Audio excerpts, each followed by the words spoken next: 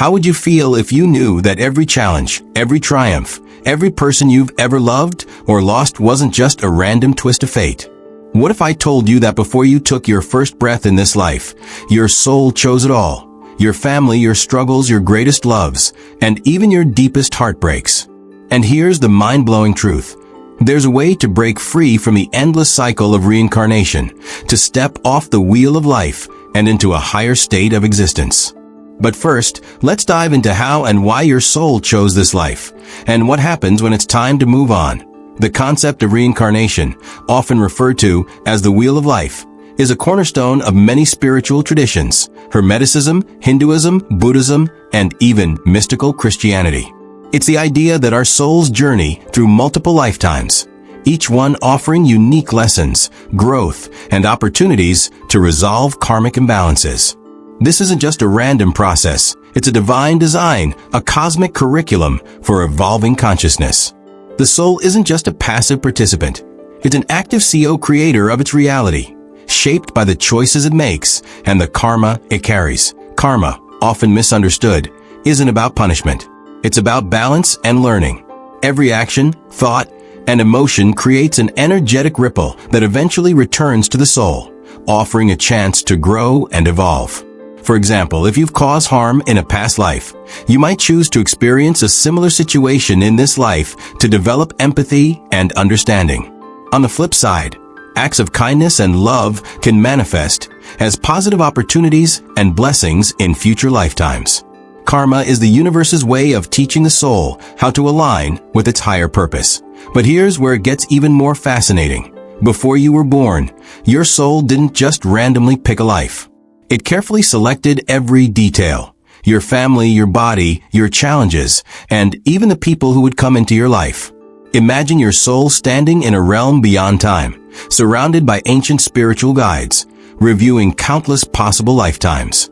You didn't just choose a life, you chose the lessons you needed to learn, the relationships that would shape you, and the challenges that would push you to grow. Your soul didn't make these choices alone. It was guided by a council of wise beings, spiritual guides, ascended masters, and even other souls you've shared past lives with. Together, you crafted a blueprint for this lifetime, a plan that would help you fulfill your soul's mission. This blueprint includes soul contracts, agreements with other souls to play specific roles in your life. Your soulmate? That's no accident. They've likely been with you through many lifetimes, helping you learn lessons of love, trust, and connection. Even the people who challenge or hurt you are part of this divine plan, offering opportunities to practice forgiveness, resilience, and compassion.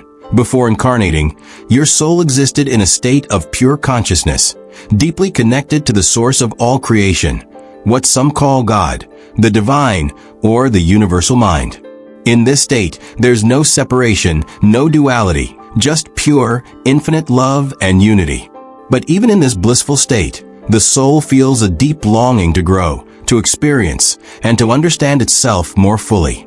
This longing is what drives the soul to incarnate in the physical world, where it can experience the full spectrum of human emotions, relationships, and challenges.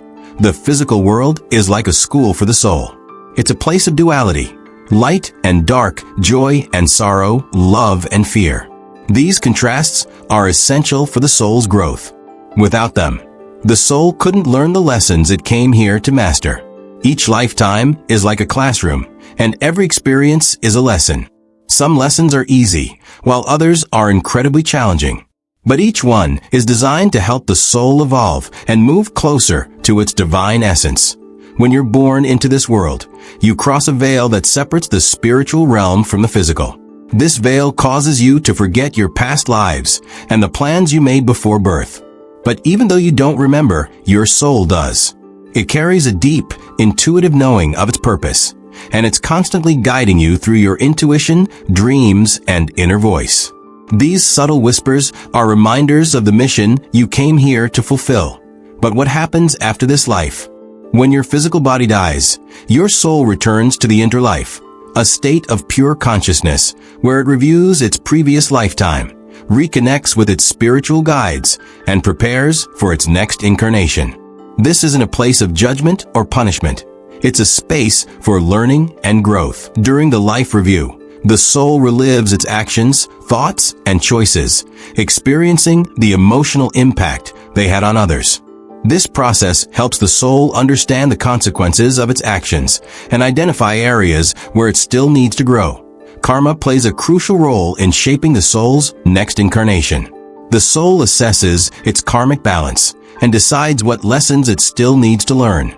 It then begins the process of designing its next life, choosing everything from its physical traits to its family dynamics, cultural background, and even significant life events. These choices aren't random. They're carefully tailored to support the soul's growth and evolution. But here's the twist. Even though much of your next life is planned, you still have free will. You can choose how to respond to the challenges and opportunities that come your way. If you avoid a planned lesson, the universe will present you with new opportunities to learn it. The goal isn't to escape life, but to master it, to learn the lessons, resolve your karma, and ultimately transcend the cycle of reincarnation. Liberation from the wheel of life is the ultimate goal of the soul's journey. This state, known as enlightenment, moksha, or ascension, is when the soul fully realizes its divine nature and transcends the illusions of the physical world. It's not about escaping life, but about experiencing it from a place of unity and peace. An enlightened soul is no longer bound by karma or the need to reincarnate. It can choose to remain in higher dimensions of existence or return to the physical plane as a guide or teacher, helping others on their path to liberation. Achieving liberation is a gradual process of spiritual awakening and mastery. It requires the soul to release attachments, resolve karma, and align with universal truths. Practices like meditation, mindfulness, and self-reflection are essential tools for this journey. By cultivating self-awareness, forgiving others, and releasing resentment, the soul frees itself from the energetic ties that keep it bound to the cycle of reincarnation. The journey toward liberation also involves detachment, not from love or responsibility, but from the need for external validation or outcomes. A detached soul can love deeply, work passionately, and appreciate life's beauty without relying on it for happiness. This state of inner freedom allows the soul to experience life fully while remaining connected to its divine essence. Ultimately, liberation is about realizing the oneness of all existence. In the material world, the soul perceives itself as separate from others and the divine. But through spiritual practices and profound experiences, the soul can awaken to the truth that it is part of an infinite whole. This realization dissolves the illusion of separation and allows the soul to experience its true nature as a divine being. When the soul has learned all the lessons it came here to master, it reaches a state of readiness to transcend the cycle of reincarnation. Signs of a soul nearing liberation include a diminished attachment to material success or failure, a profound sense of inner peace, and an unwavering love and compassion for all beings. At this point, the soul can choose its next step, whether to ascend to higher dimensions or return to the physical plane as an enlightened guide.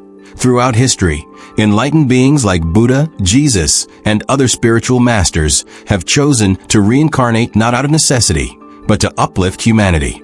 These beings, often called Bodhisattvas or avatars, serve as reminders of the soul's potential for liberation.